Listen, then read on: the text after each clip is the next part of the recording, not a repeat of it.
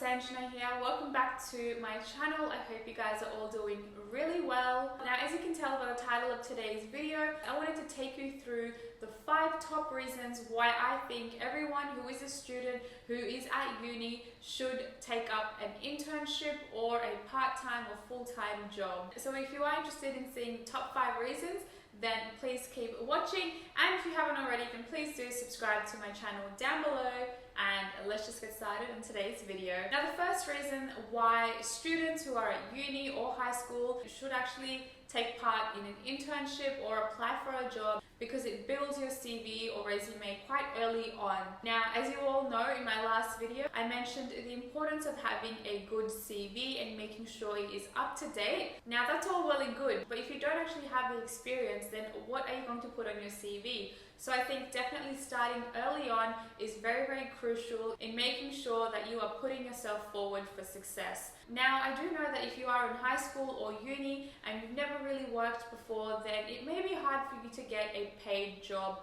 or a paid internship. So in that case, that's fine, because I understand that some employers do want to see some backing of experience and some skills. But if you don't have that, then there are a lot of opportunities which are open for, unpaid internships, which you can do for a short period of time, for about 3 months. I know you won't be getting paid, but just having that experience under your belt, having it on your CV, is going to put you far ahead of anyone that doesn't have anything on their CV. And if you are looking for a career within the corporate world, in the business world, then having some form of experience will definitely put you ahead of the game. Having any sort of, banking experience. I know that when I started off, I'll obviously, leave a few links down below for some of the videos which I've talked about, where I talk about my experience, trying to find a job and the jobs that I did whilst I was at uni. I'll link that all down below. But there are a number of jobs which you can apply for. It's just a matter of looking online, doing your research, even working at your uni as well. There's a lot of jobs at uni which, they understand that you won't have experience beforehand. So they're willing to train you, coach you, and really take you under their wing and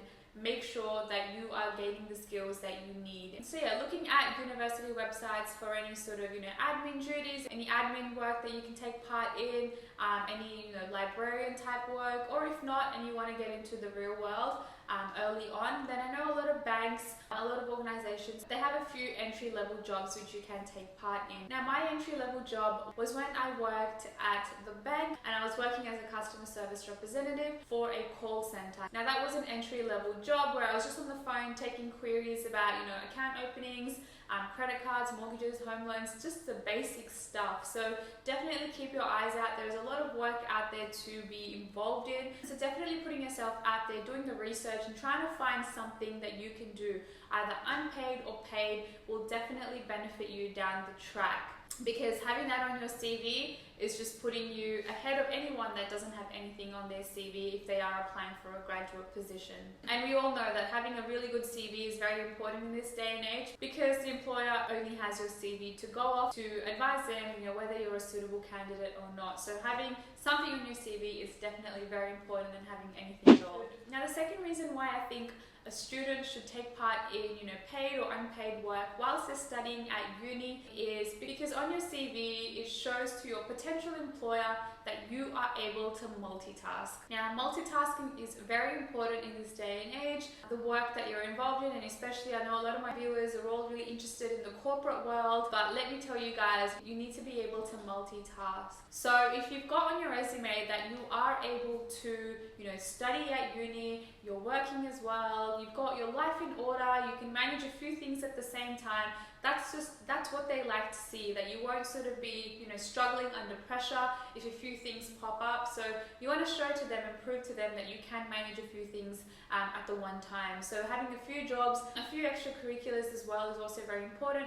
just to show that, you can manage a few things at the same time in case something does go wrong. So leaving that impression with your employer that you're a hard worker, you've got your life sorted, you're professional, you're organized, is definitely a plus point in terms of their views. It builds communication skills, interpersonal skills, confidence building skills are very, very important as well. And if you are working part of a team, then obviously there's team building skills, multitasking, they all really play a huge part in you sort of developing your skills and becoming a well-rounded professional. These are all skills which you are required to have in the real world when you are applying for a job or you're entering the workforce. So getting these skills quite early on and developing them, learning to grow, will really put you ahead of the game compared to anyone that doesn't have a job. I mean, some people just may be talented, but I know a lot of people aren't and they haven't really been through this. So getting yourself a job, any sort of internship, anything at all, will really sort of set you aside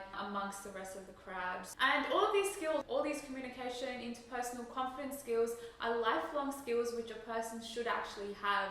I know at uni and at school we don't really get an opportunity to do a lot of presentation, speaking, public speaking. We're not doing team building skills. Even though they do touch on it a little bit, it's still not enough. The amount of confidence that you need to have whilst working in the real world is a lot more than what you expect. So developing these skills early on will really help you later down the track. Now, number 4 I think is great because it's all about working, trying to get a paid internship or a paid job, part-time job, anything at all to really generate some money will just help you to start saving early on in your career.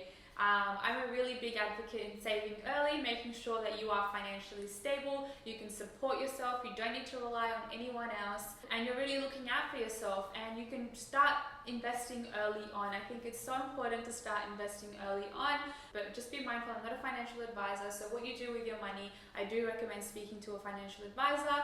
You can refer to the disclaimer in the description box below. But I think investing early on is such a great way for young people to understand the value of money and understand the importance of saving and building a portfolio. Now, I've got a few investing videos on my channel, which I can leave in the description box for you below. You can check out the videos yourself, but I think it's very important. I mean, I didn't start saving until the age, I think, of 2021, like properly saving. So if you can get started and get into it before anyone else, then you're definitely going to put yourself ahead of anyone else. And I think even though it's not about anyone else and it's about yourself, it's just it's such a rewarding feeling knowing that you have worked hard, you've saved up, you've invested, and you're potentially ready to invest in your second property or shares or anything else that you're interested in. So I think it's definitely important to have a job that is also paying as well if you can, because that will pay for your bills and you'll be so much more responsible for your actions, and you'll just be mindful of money, which I think is very important